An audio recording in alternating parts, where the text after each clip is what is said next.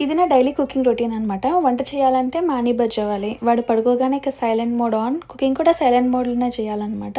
చిన్న సౌండ్ అయినా కూడా లేస్తాడు. ఈరోజు ఎగ్ కర్రీ చేద్దాం అనుకుంటున్నాను.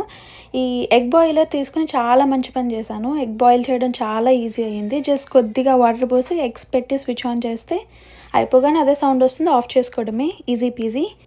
మాని నాకు అసలు ఎంత టైం ఇవ్వడో, చిన్న చిన్న నాప్స్ వేస్తాడంతే. సో ఎంత ఫాస్ట్‌గా వీలైతే అంత ఫాస్ట్‌గా చేయాలి.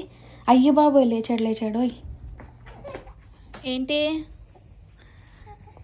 అని నువ్వు నాకు 10 మినిట్స్ కూడా ఇవ్వలేదు తెలుసా నీకు? బజ్జొచ్చు కదా నాన్న. అబ్బా లైట్ అయినా బజ్జుంటావా ఆకలి. పాలిచ్చి బజ్జో పెట్టి పాజ్ చేసిన దగ్గర మళ్ళీ స్టార్ట్ చేయాలి. ఈ ఆనియన్స్ ఒకటి కళ్ళు మండుతున్నాయి. ఎప్పుడూ అమ్మమ్మ వాళ్ళ కాలంలో అంట పెళ్లి చూపులకి వెళ్ళినప్పుడు అమ్మాయిని ఆనియన్స్ కట్ చేయమనే వాళ్ళంట. కళ్ళలో నుండి నీళ్ళు వస్తే కనుక రిజెక్ట్ చేసేవారంట. దీని మీద మీ ఒపీనియన్ ఏంటి?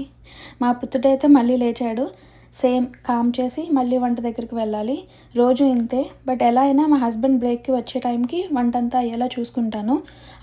అప్పుడప్పుడు కర్రీ ఇలా మాడుతుంది. But it's okay, no worries, పట్టించుకోకూడదు. మా బుడ్డోడు మళ్ళీ ఏడ్చాడు. కామ్ చేసి ఎలాగోలాగా వంట ఫినిష్ చేసేసాను. నిఖిల్ వచ్చే టైంకి రెడీ చేసేసాను అనమాట. ఫుడ్ ఎలా వండినా కూడా పాపం బాగుందనే అంటారు. మా నీగర్ చూడండి ఎలా చూస్తున్నారు. ఇది నా cooking routine with 3 months old baby. మరి న్యూ మామ్స్ మీరు ఎలా మేనేజ్ చేస్తున్నారు కామెంట్ చేయండి. And please don't forget to subscribe.